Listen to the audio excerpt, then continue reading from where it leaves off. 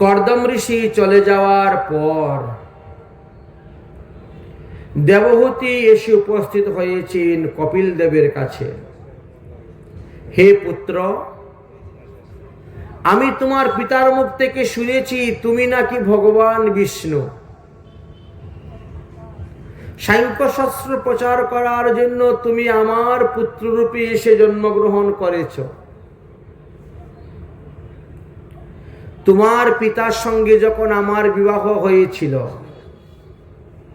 তখন তিনি আমাকে আত্মতত্ত্ব, ব্রহ্মতত্ত্ব দান করতে চেয়েছিলেন, ঈশ্বর তত্ত্ব। কিন্তু আমি তখন এইগুলা নিলাম না, নিলাম কি পুত্রতত্ত্ব। কিন্তু এখন আমি বুঝতে পেরেছি আমি ভুল করেছিলাম। এই 9টা কন্যার বিবাহ দেওয়া হয়েছে, এক এক মাস এক এক কন্যার বাড়ি গিয়ে থাকতে হয়, নাতিপুতিকে দেখতে হয়, নাতি নাতনিকে। এই করতে করতে আমার 9 মাস গত হয়ে যায়, আর 3 মাস মাত্র বাড়িতে থাকি।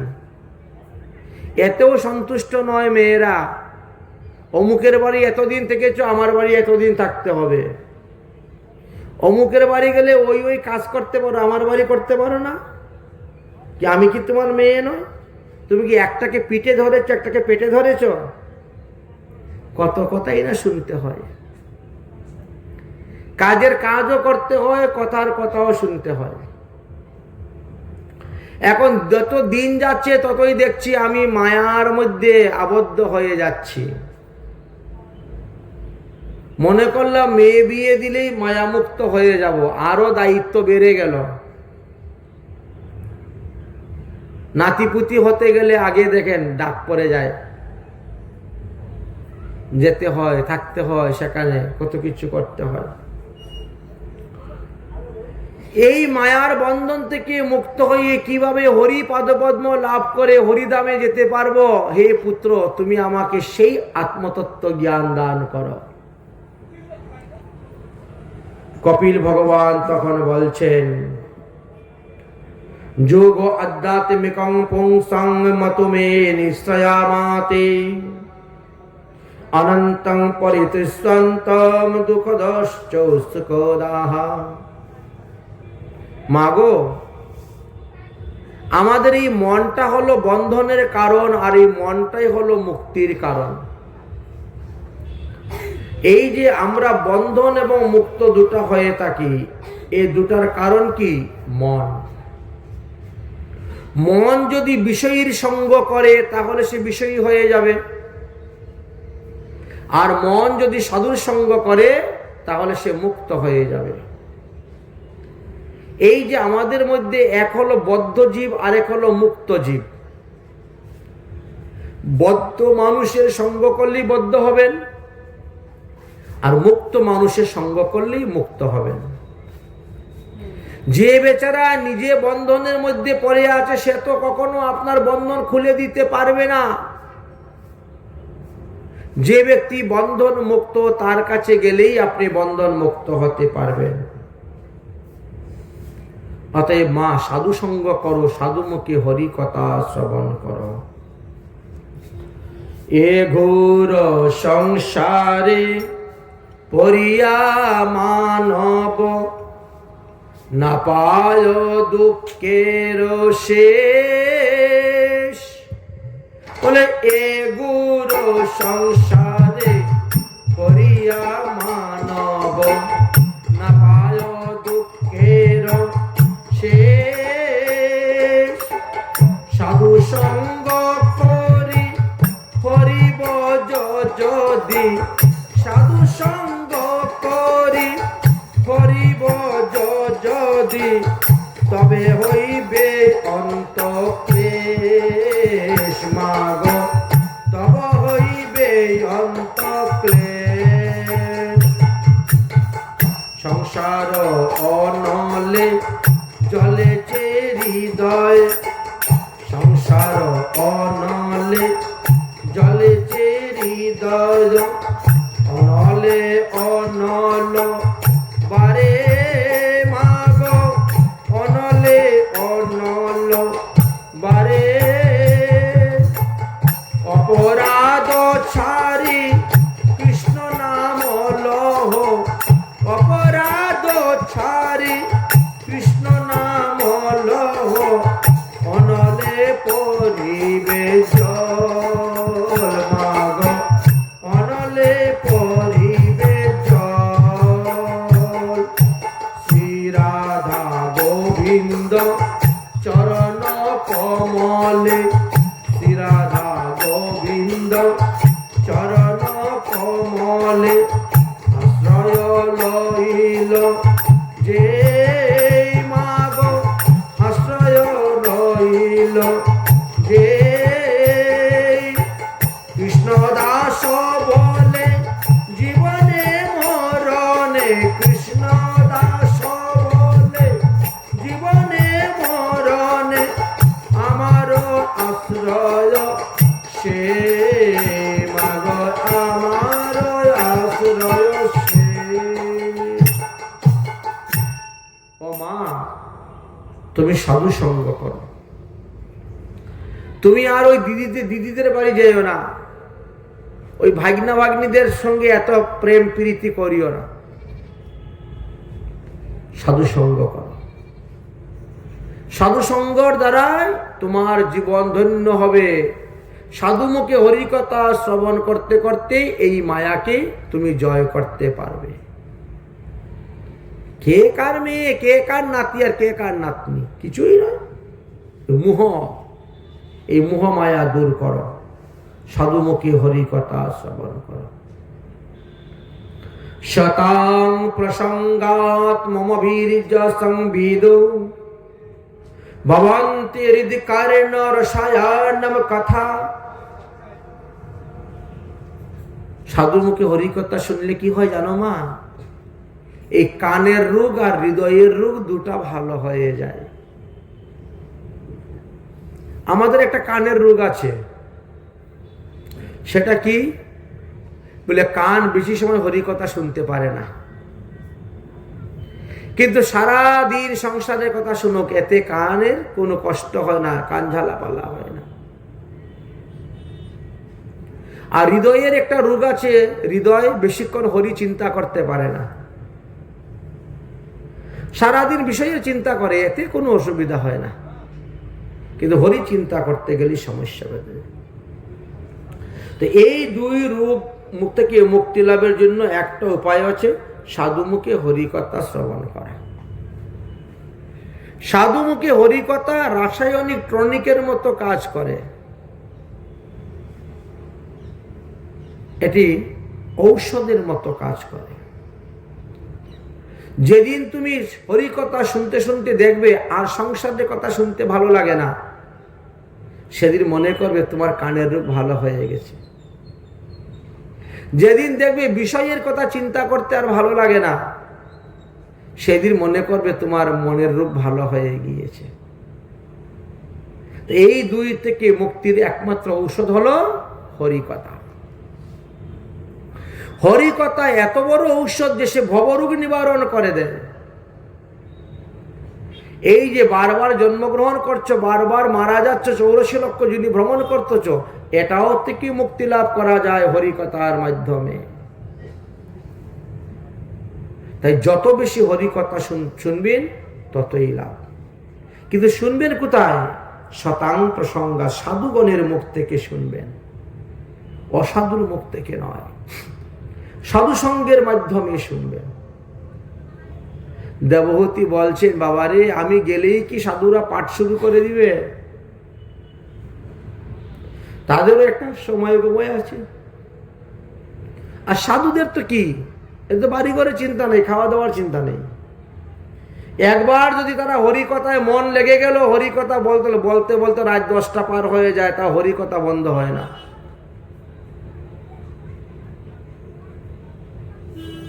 এখন হরিকথা ছেড়ে উঠতেও আসতে পারবো না, তো আমার বাড়ি ঘরের কাজ করবে কে? এই যে সন্ধ্যাবেলা একটু ঘর ঝাড়ু দেওয়া, একটু চৌকাটে জল ছিটা দেওয়া, একটু সন্ধ্যাবাতি দেখানো, ধূপদীপ দেখানো, কিছুই তো হবে না। অতএব বাবা আমার দ্বারা ওই সাধুমুখে হরিকথা শোনা টোনা হবে না, ওর সময় টময় আমার কাছে নাই। সাধুরা যে সমস্ত গ্রন্থ পড়ে পাঠ করেন ওইগুলা তুমি বাজার থেকে কিনে এনে আমাকে দিয়ে দাও, আমি যখন কাজকর্ম করে সময় পাবো ফাঁক পাবো তখন পড়বো। এতেই আমার প্রেম ভক্তি লাভ হয়ে যাবে, এতেই আমি কৃষ্ণ ভক্তি প্রাপ্ত হয়ে যাব। ভগবান কপিল দেব বলছেন হবে না, হবে না মা, হবে না। দেবতী বলছে কেন হবে না? সাধুরা তো গ্রন্থ দেখে দেখেই তো পাঠ করে। সাধুরা যে গ্রন্থ থেকে পাঠ করে তা শুনে আমাদের প্রেম ভক্তি হয়ে যায়, তো আমি পড়লে পরে প্রেম ভক্তি হবে না কেন? বলে ওর একটা কারণ আছে। আচ্ছা কারণটা কি বলো? তখন কপিল ভগবান একটা রূপক দিলেন, উদাহরণ দিলেন। আচ্ছা মা, তুমি কখনো বিশাল বড় বড় বটগাছ দেখেছো? হ্যাঁ দেখেছি, 5000 বছর পুরানো বটগাছ আমি দেখেছি। আচ্ছা, ওই পুরানো বটগাছের মধ্যে দেখবা বছরে একবার ফল ধরে, ধরে না? এত বড় বড় ফল বছরে একবার ফল ধরে। ফলগুলো যখন পাকে তখন কমলা লেবুর মতো রং হয়ে যায়, তারপরে মাটিতে পড়ে যায়। আচ্ছা মা তুমি তো বলো দেখি, একটা বীজ থেকে চারা গজাতে গেলে কি কি উপাদানের প্রয়োজন হয়? প্রথমেই মাটি লাগবে, তারপরে বৃষ্টির জল লাগবে, তারপরে সূর্যের আলো লাগবে, তারপরে বাতাস লাগবে, তারপরে ভূমির মধ্যে উর্বরতা শক্তিও থাকতে হবে। এক কথায় এই 5টা উপাদান যেখানে আছে সেখানে বীজ থেকে চারা গজায়, তাই তো? হ্যাঁ, একথা সত্যি। আচ্ছা বট গাছের নিচে তো মাটি আছে, বট গাছের নিচে বৃষ্টির জলও দাঁড়ায়, বট গাছের নিচে বাতাস খুব প্রবাহিত হয়, বট গাছের নিচে সূর্যের আলো পড়ে, বট গাছের পাতা পড়ে পচে জৈব সার উৎপন্ন হচ্ছে, উর্বরতা শক্তি। তার মধ্যে গরু ছাগল তো যায়, গোবর তো থাকেই পরে। তাহলে এতগুলো উপাদান থাকা সত্ত্বেও বট গাছের নিচে কিন্তু বটের চারা দেখা যায় না।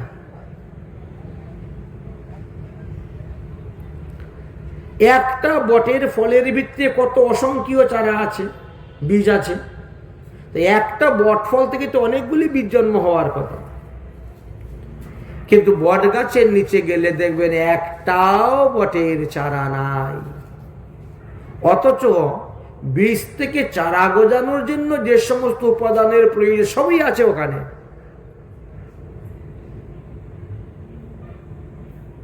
ঠিক তেমনি ভাবে সাধুরা গ্রন্থ থেকে পাঠ করলে হয়, আপনি যখন একা একা পাঠ করবেন তখন তাতে সেই প্রেম ভক্তি আসবে না।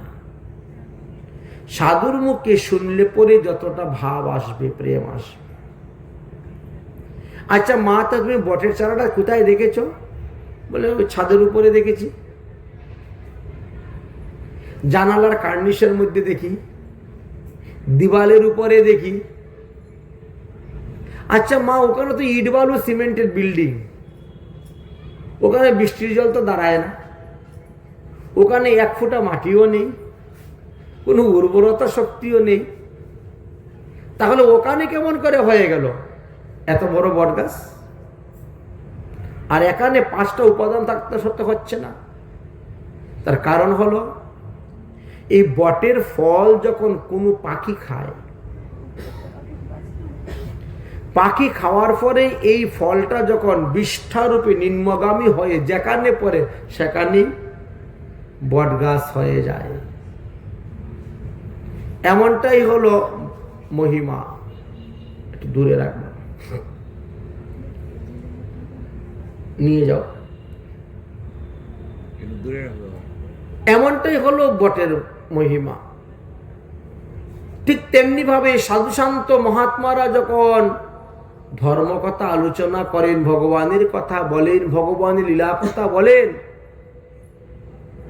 তো সাধুমুখ থেকে ভগবান লীলা কথা শোনার পরে এই কথাটা এমন একটা শক্তি ধারণ করে বেরিয়ে আসে যে কথাটা মানুষের মনের মধ্যে গিথে যায় এবং সেই ব্যক্তিও শেষে সাধু হয়ে যায়, ধর্ম আচরণশীল হয়ে যায়। এই জন্য সাধুমুখে হরিকথা শ্রবণের একটা বিশেষ শক্তি, বিশেষ মহিমা আছে মা। তাই তুমি সাধুমুখে হরিকথা শ্রবণ করো, তাতেই তোমার লাভ হবে, কল্যাণ হবে। মাগো, 28টি তত্ত্বের দ্বারা আমাদের এই দেহটা তৈরি হয়েছে। এই যে দেবীর দুল্য মনুষ্য জন্ম আমরা পেয়েছি, এই মনুষ্য জন্মে যদি আমরা হরিভজন না করি তাহলে কিন্তু আর দ্বিতীয়বার মনুষ্য জন্ম পাব না। এই জগতে যত প্রকার প্রাণী আছে সমস্ত প্রাণীদেরকে 4 ভাগে বিভক্ত করা হয়েছে। এক হলো অন্ডুজ, ডিম থেকে জন্ম হয়েছে। এক হলো জরায়ুজ, জরায়ু থেকে জন্ম হয়েছে। এক হলো স্বেদজ, ঘাম বা জল থেকে উৎপন্ন হয়েছে। আর এক হলো উদ্ভিজ্জ, উদ্ভিদ থেকে জন্ম হয়েছে। এই 4 প্রকার সৃষ্টিজীব পৃথিবীতে ভ্রমণ করতেছে। এই 4 প্রকার জীবের মধ্যে শ্রেষ্ঠ হলো মানুষ।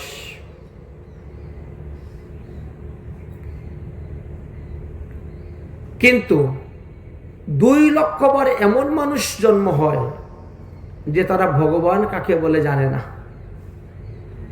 ভগবান কাকে বলে চিনে না। আকারটা দেখতে মানুষের মতন, কিন্তু তার খাওয়া দাওয়া চলাফেরা সব পশুর মতন। মানুষ হলেও তার মনুষ্যত্ব অর্জন হয় নাই। মানুষের আকার হলেও তার মধ্যে পশুত্ব থেকে যায়। তারা দেখে শুনে বুঝেও হরিভজন করে না। দেখিয়া শুনিয়া বুঝিতে না রে, কারণ তাদের এই মাত্র নতুন মনুষ্য জন্ম হয়েছে। এই জন্য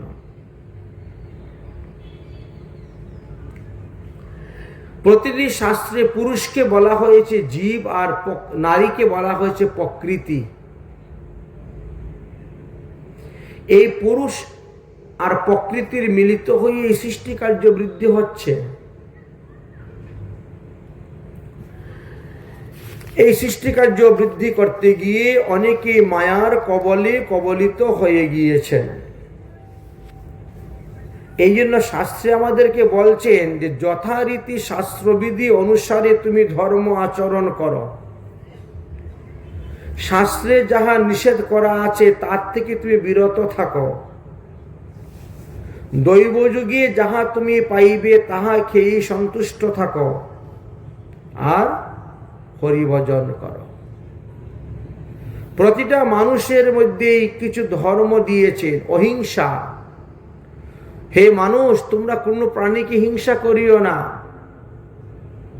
সত্যম, সর্বদা তোমরা সত্য কথা বলিও। অস্ত্রেয়ম, কখনো তোমরা চুরি করিও না। পবিত্রম, সর্বদা দেহকে শুদ্ধ রাখিও, অপবিত্র করিও না। ইন্দ্রিয় সংযম, আর এই 5টা জ্ঞান ইন্দ্রিয়, 5টা কর্মেন্দ্রিয় আর একটা হলো মন, এই 11 ইন্দ্রিয়কে সর্বদা সংযম রাখো। ধর্মের অনেক অনেক লক্ষণের মধ্যে এই 5টা লক্ষণ হলো শ্রেষ্ঠ লক্ষণ। এই 5টা লক্ষণ যার মধ্যে নাই সে মানুষ হলেও পশু।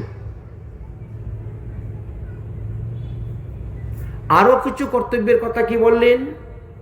ব্রহ্মচর্য,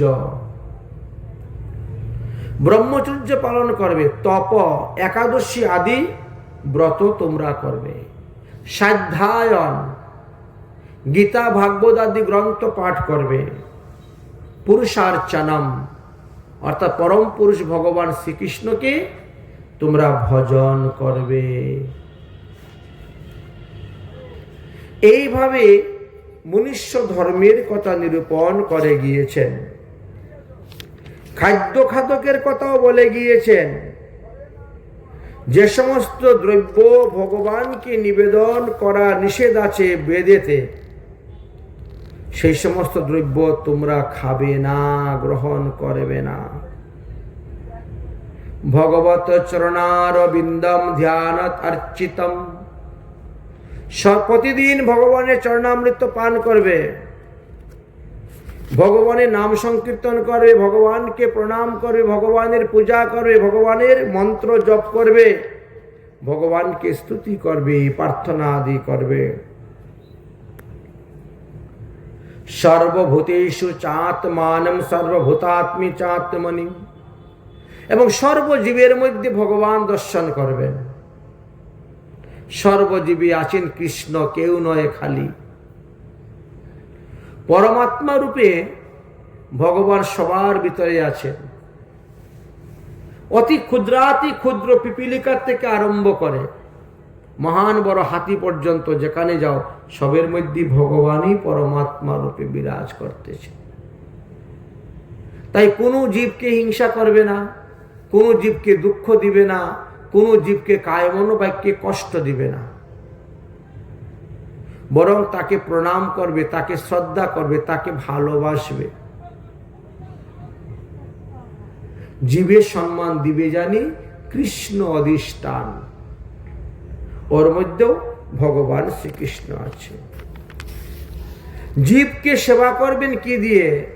ভগবানের প্রসাদ দিয়ে জীবকে সেবা করবেন, করাবেন।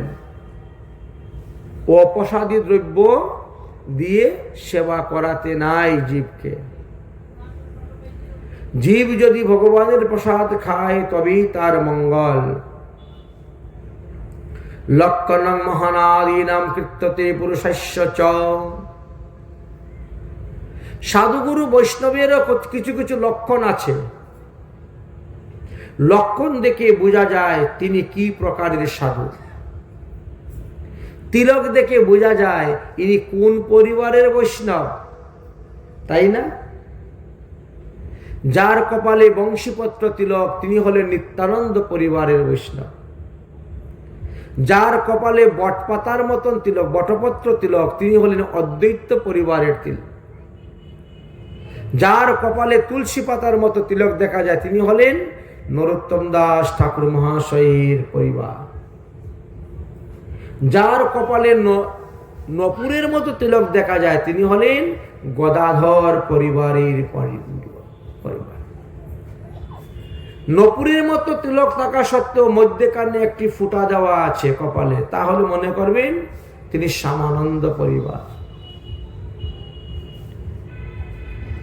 তিলকের একেবারে শেষ নাকির অগ্রভাগে চলে এসেছে, তিলকের উপরের দিক ফাঁকা আছে বড় করা, তাহলে মনে করবেন নপুরের মতো তিলক করেছেন, কিন্তু তিনি বক্রেশ্বর পণ্ডিতের পরিবার। এইভাবে বৈষ্ণব চিনার উপায় আছে। কে কোন সম্প্রদায়ের বৈষ্ণব, কি প্রকার বৈষ্ণব। সব বৈষ্ণবরা এই ভক্তি যোগ মার্গ গ্রহণ করে থাকেন। বৈষ্ণবগণ ভক্তির মাধ্যমে ভগবানকে ভজন করে থাকেন।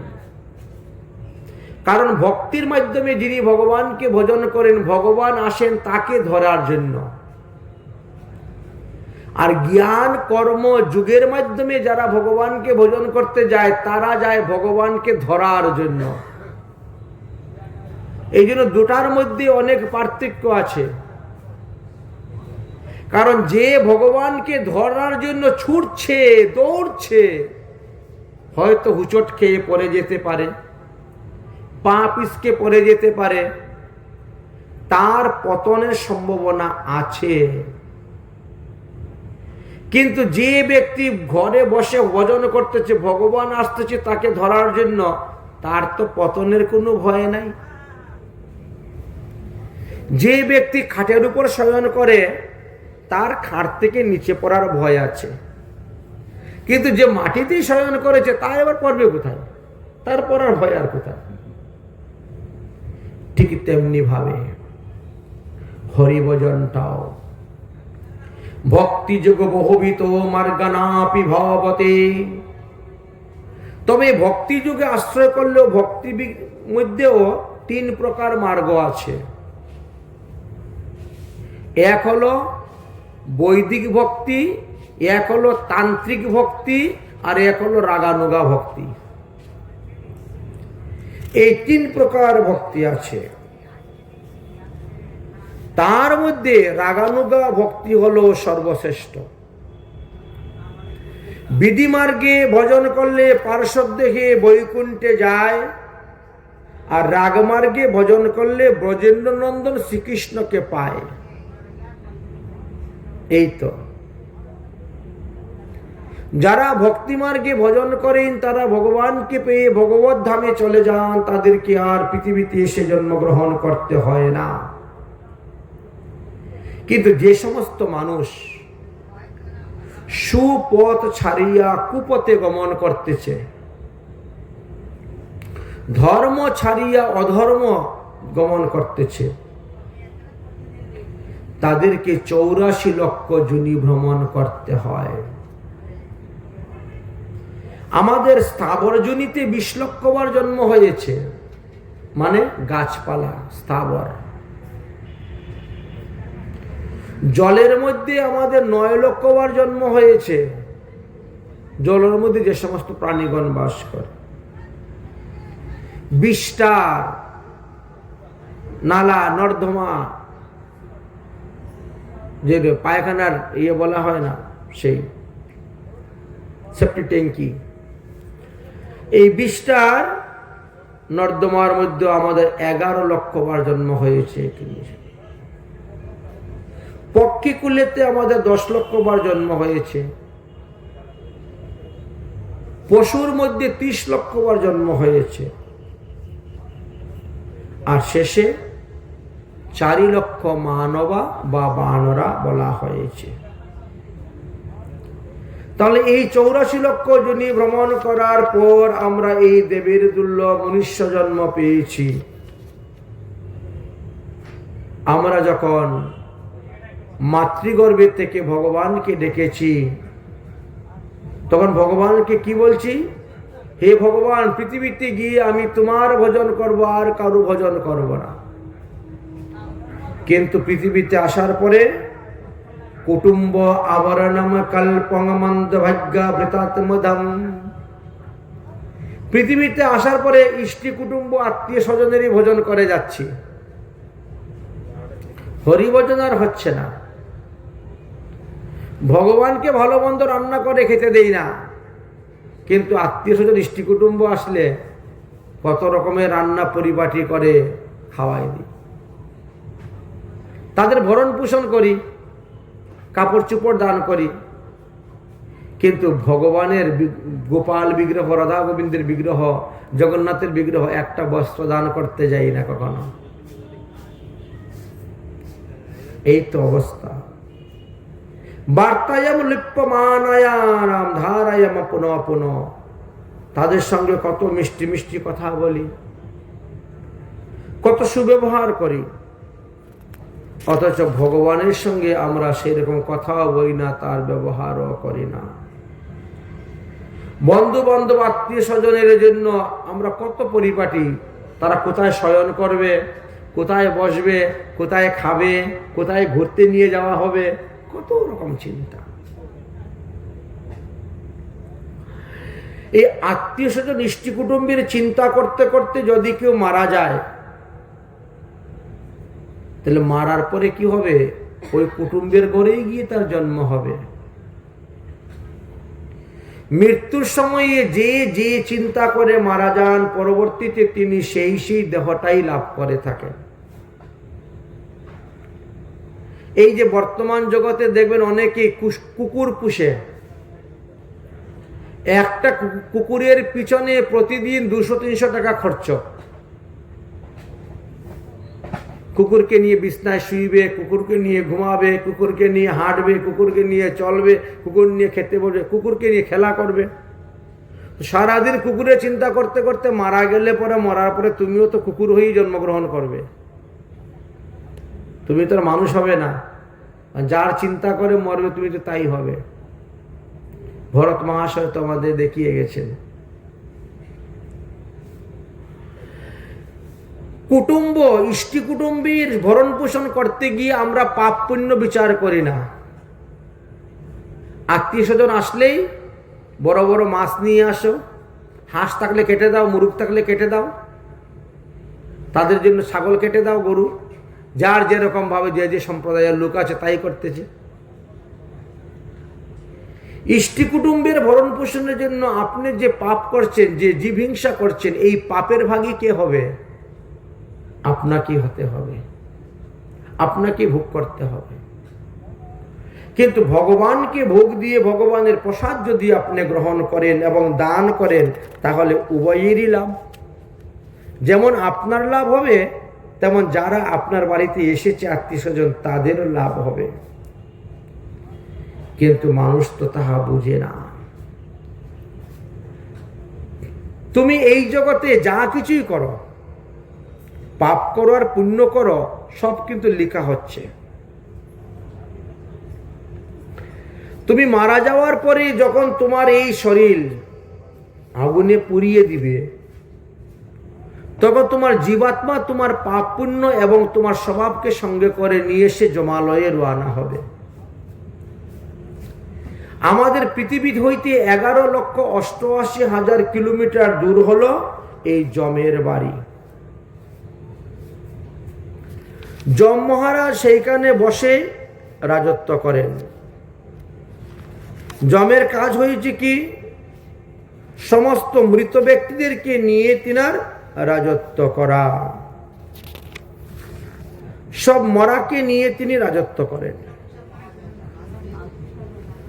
ওখানে পাপ পুণ্যের সমস্ত বিচার হইবে। পাপ পুণ্যের বিচার হওয়ার পর এবার সিদ্ধান্ত করবেন তোমাকে কি জন্ম দিয়ে তারা পাঠাবে। তোমার কর্ম অনুসারে তুমি দেহ ধারণ করবে। প্রত্যেকটা জীব নিজ নিজ কর্ম অনুসারে দেহ ধারণ করে থাকে। কেউ সুন্দর হয়, কেউ কালো হয়, কেউ গোরা হয়, কেউ নিরোগ হয়, কেউ বিকলাঙ্গ হয়, অন্ধ, ল্যাংড়া, আতুর, বুবা, যা কিছু হচ্ছে সব আমাদের পূর্বজন্মের কর্মের ফল। এই জন্মে ভোগ করতেছেন। তাই এত সুন্দর মনুষ্য জন্ম পেয়ে যারা হরিভজন করেন না, তাদের কি পরজন্মে দুঃখ পেতে হয়? যারা হরিভজন করবেন তারা ইহকালে সুখ এবং পরকালে শান্তি লাভ করতে পারবেন। এই জন্য মহাজনগণ কি বলছেন? মনুষ্য জন্ম পাইয়া রাধা কৃষ্ণ না ভজিয়া, মনুষ্য জন্ম পাইয়া রাধা কৃষ্ণ না ভজিয়া, জানি আসো মিয়া বিষ খাইনো, জানিয়া শুনিয়া বিষ খাইনো, গোলকের প্রেম দান হরি নাম সংকীর্তন, রতি না জন নীলকে নতায়, রতি না জন্মিল কে নতায়, সংসার বিষয়া নলে দিবানি নিশিয়া জলে জোড়াইতে না কই নয় উপায়, জোড়াইতে না কই নয় উপায়। ব্রজেন্দ্র নন্দন যে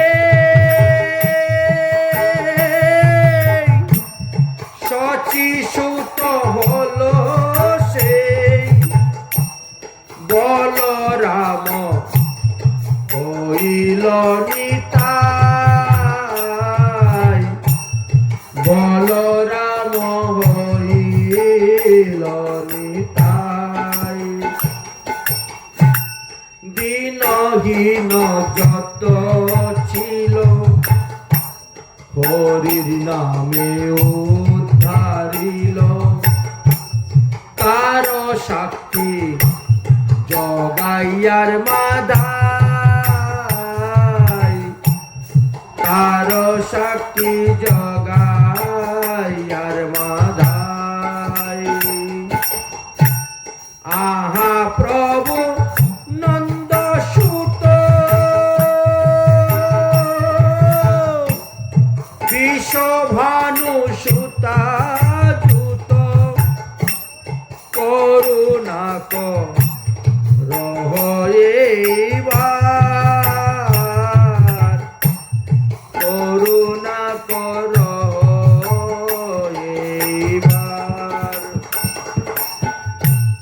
নরোত্তম দাস কয় না ঠেলিয় রাঙ্গা পায়, তোমা বিনে কে আছে আমার, তোমা বিনে কে আছে আমার।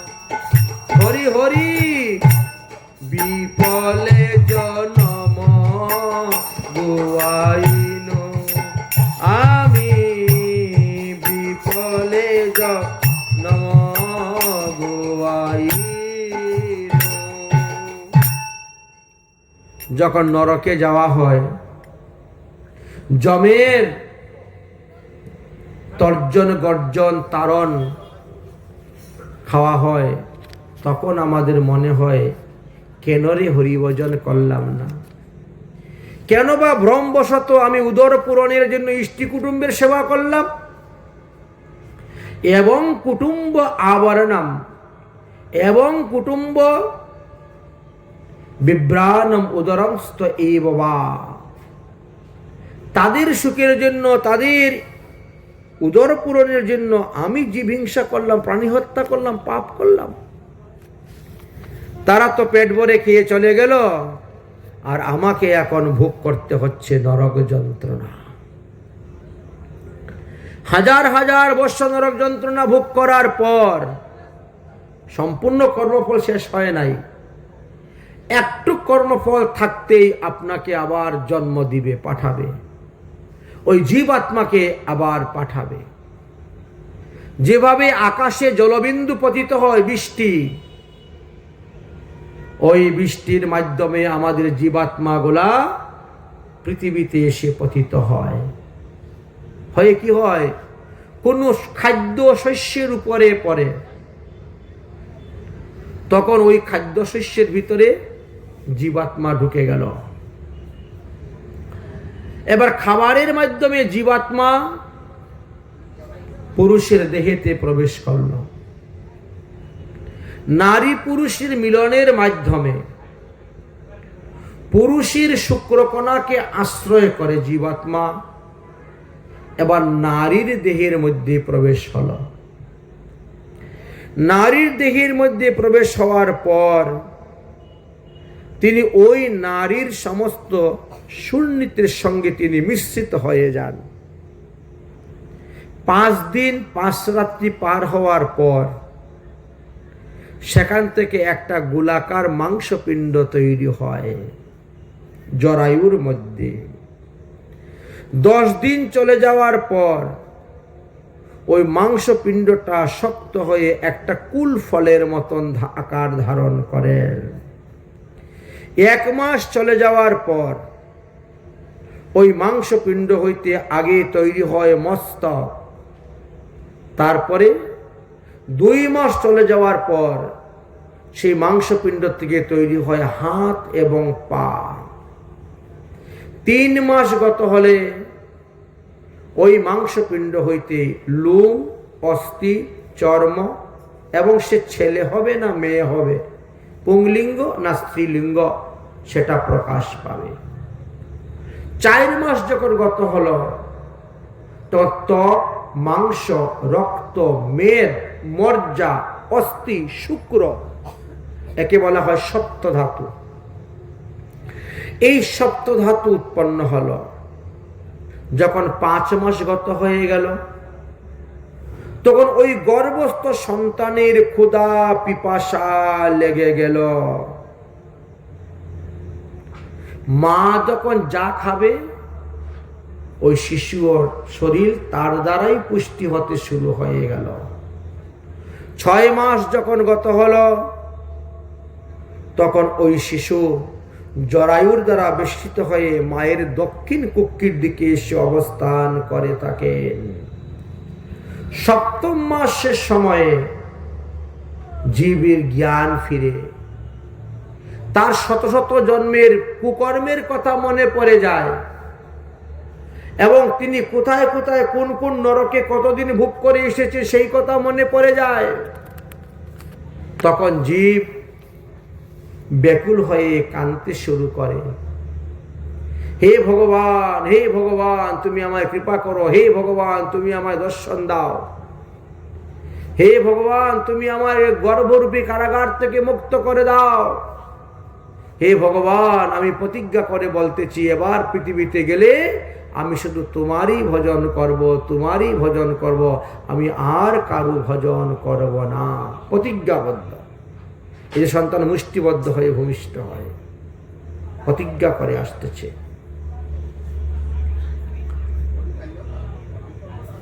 আকুল আবেদন শুনে ভগবান সে মাতৃগর্ভে তাকে দর্শন দেন, তার সঙ্গে কথা বলেন। এইভাবে করতে করতে জীব 10 মাস পূর্ণ হয়ে যায়। 10 মাস 10 দিন যখন পূর্ণ হয়ে যায় জীব বলে ভগবান তুমি আমাকে পৃথিবীতে পাঠিয়ে দাও, এই মাতৃগর্ভরূপী কারাগারের মধ্যে বাস করে, ওখানে ভজন করা যায় না, ভজনের অনুকূল পরিবেশটা নাই ওখানে, তাই পৃথিবীতে গিয়ে আমি তোমার ভজন করব, তুমি আমাকে মুক্ত করে দাও। ভগবানের কৃপাতে তখন কি হয়, ওই নারী দেহের মধ্যে, গর্ভস্থ মহিলার দেহের মধ্যে একটা বায়ু সৃষ্টি হয়, যে বায়ুর নাম হলো গর্ভবায়ু।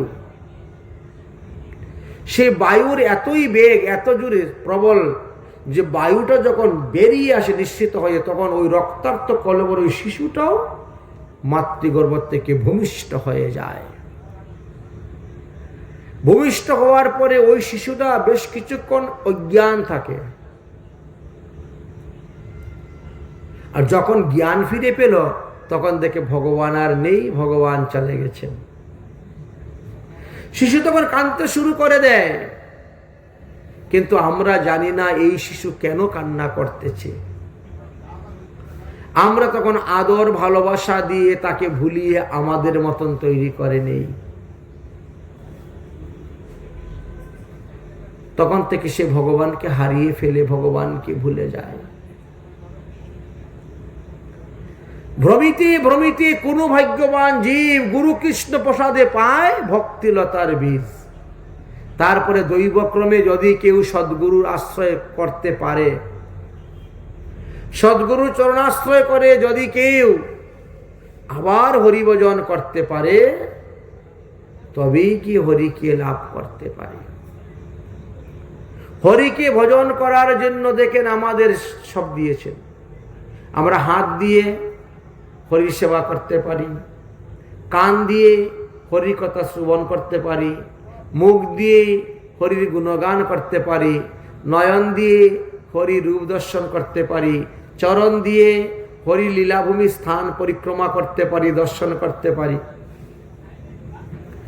আমাদের প্রতিটি অঙ্গই হরিভজনের কাজে লাগবে যদি লাগাতে চাও তাহলে প্রতিটা অঙ্গ দিয়ে আপনি হরিভজন করতে পারবেন। এমনভাবে ভগবান আমাদের এই দেহটা তৈরি করে দিয়েছেন। তাই মহাজনগণ বলছেন, তুনে আজীবর চা ভগবান খেলো না মাটিকা। আমাদের এই দেহটা পঞ্চভূতের দ্বারা তৈরি, ভূমি, জল, অগ্নি, আকাশ, বায়ু। তোনে আজীবর চা ভগবান খেলো না মাটিকা। তোনে আজীবর চা ভগবান খেলো না মাটিকা। মাটিকা রে মাটিকা, মাটিকা রে মাটিকা। তোনে আজীবর চা ভগবান খেলো না মাটিকা। তোনে আজীবর চা ভগবান খেলো না মাটিকা। কান দিয়ে হরি ভজন শুনকো, কান দিয়ে হরি ভজন শুনকো, তো মুখ সে করে গুণগান খেলো না মাটিকা। তুনে আজীবর চা ভগবান খেলো না মাটিকা। তুনে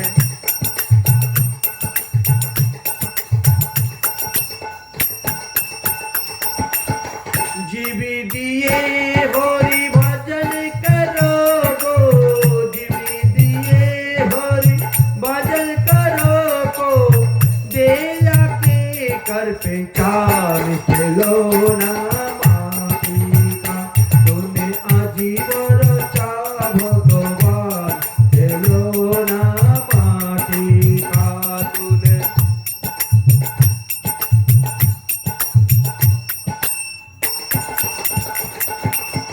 शीश दिए गुरु चरण पूजो को, शीश दिए, शीश दिए गुरु चरण पूजो को, और रीत दिए कर ध्यान खेलो ना माटिका। तुने आजीवर चा भगवान खेलो ना माटिका। माटिका रे माटिका, माटिका रे माटिका। तूने आजीवर चा भगवान खेलो ना माटिका। तूने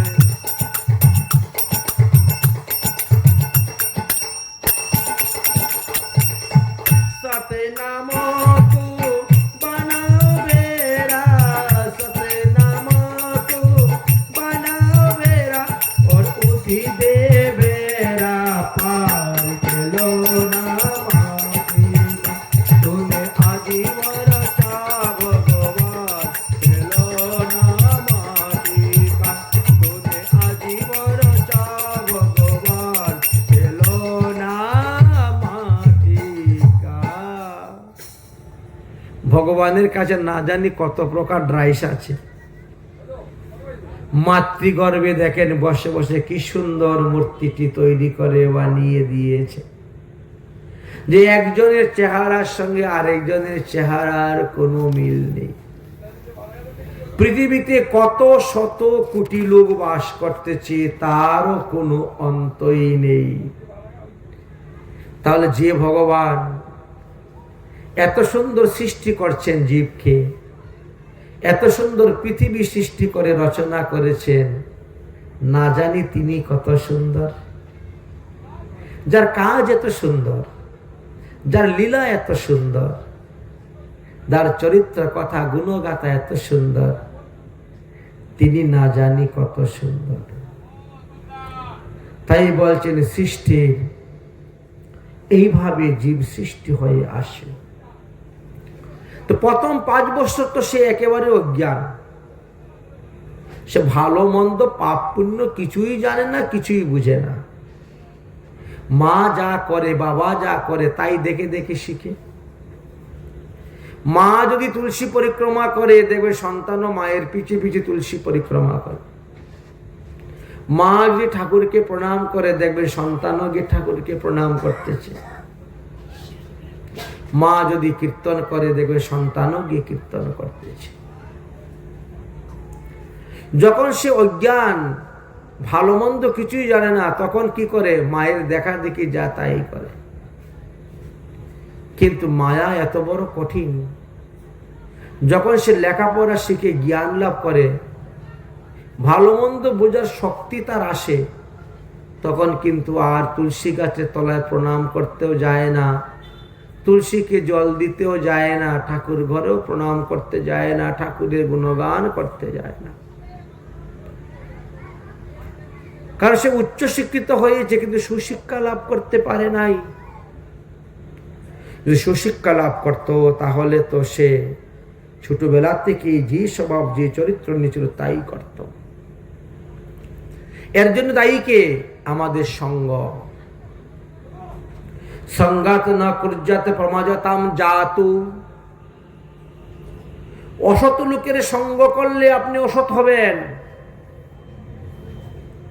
বিষয়ী লোকের সঙ্গ করলে আপনি বিষয়ী হবেন, কামী পুরুষের সঙ্গ করলে আপনিও কামী হবেন,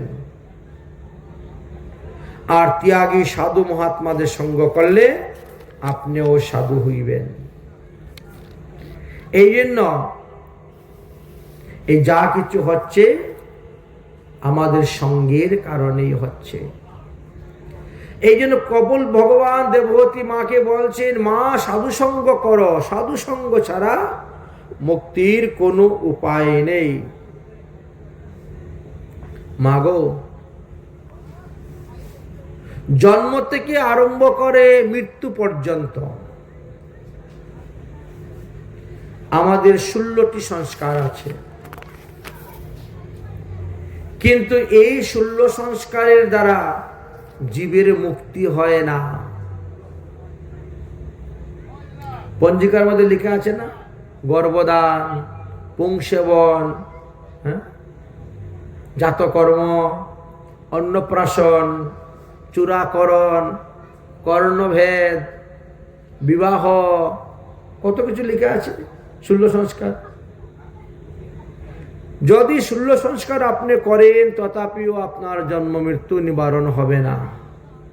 যদি হরিভজন না করেন, যদি বিষ্ণু মন্ত্রে দীক্ষা গ্রহণ না করেন, হরিভজন না করেন, তাহলে 16 সংস্কারের দ্বারাও আপনি উদ্ধার হতে পারবেন না, রেহাই পারবেন না।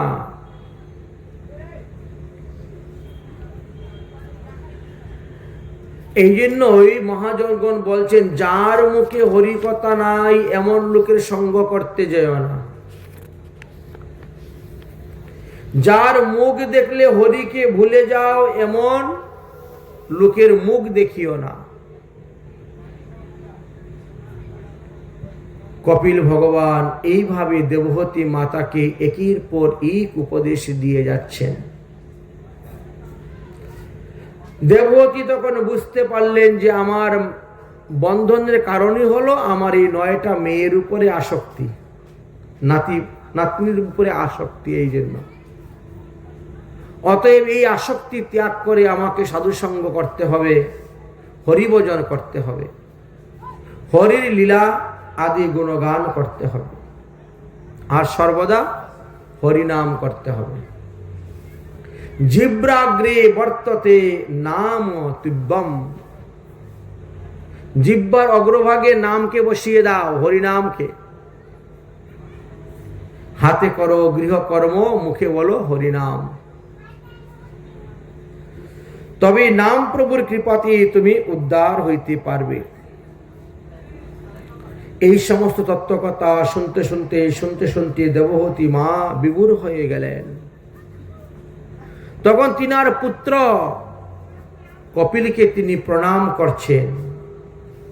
বন্দে বিষ্ণু কপিলম দেবগর্ভম। হে কপিল, তুমি স্বয়ং ভগবান। তুমি সাংখ্য শাস্ত্র কপিল গীতা প্রচার করার জন্য তুমি পৃথিবীতে এসেছ, ভক্তি প্রচার করার জন্য। তাই আমি তোমাকে দণ্ডবতে প্রণাম করি। এই বলে দেবহূতি দেবী প্রণাম করলেন। ভক্তি প্রবাহ যোগেন বৈরাগ্যন বলিয়সা। মাগো, ভক্তি যুগের থেকে বলবান আর কিছু নাই। ভক্তির দ্বারাই ভগবানকে বাধা যায়। এই যে আমাদের যশোদা মা কৃষ্ণকে বেঁধেছিলেন, ওটা তো দেখতে একটা রশির মতন, রজুর মতন, কিন্তু বাস্তবে তো ওটা পাটের রশি নয়। রশি দিয়ে ভগবানকে বাঁধা যায়। ভগবান তো বিভু, যার এক একটা লোমকূপের মধ্যে এক একটা ব্রহ্মাণ্ড বিরাজ করতেছে, তাকে আপনি কি দিয়ে বাঁধবেন? কিন্তু প্রেম ভক্তি এমনই। ভক্তি দূরে মা যশোদা গোপালকে বেঁধেছিলেন, ভক্তি দূরে রাধারানী কৃষ্ণকে বেঁধেছেন, আর ভক্তি দূরে ভক্তরাও ভগবানকে বাঁধেন। এই জন্য ভক্তি হলো একমাত্র শক্তি। ভক্তি থেকে বলবান আর কোনো কিছু নেই। ভক্তি দ্বারাই ভগবানকে জয় করা যায়, ভগবানকে বন্ধন করা যায়। যারা ভগবানকে ভুলে আছেন সংসারে এসে, তারাই নানাবিধ দুঃখ পায়, কষ্ট পায়। দুঃখ কষ্ট পাওয়ার পরে যখন ভগবানের কাছে যায়, তখন ভগবান বলে, তোর আগে মনে ছিল না? তুই যদি আগের থেকে আমার ভজন করতে, তাহলে তোর এই দুঃখ উৎপন্নই হতো না। दुख में समीरण करे है सब, सुख में करे ही ना कोई। अगर सुख में समीरण करे तो दुख कबू ना होई। তাই সুখের সময় ভগবানকে ডাকতে হয়। আমরা সুখের সময় তো আত্মীয় স্বজন ইষ্টি কুটুম্বে ডেকে হই হুল্লা করি। টাকা পয়সা একটু বেশি হয়ে গেলে বৃন্দাবন ঘুরতে যাবে না, যাবে দীঘাতে হানিমুন বানাতে, তাই না?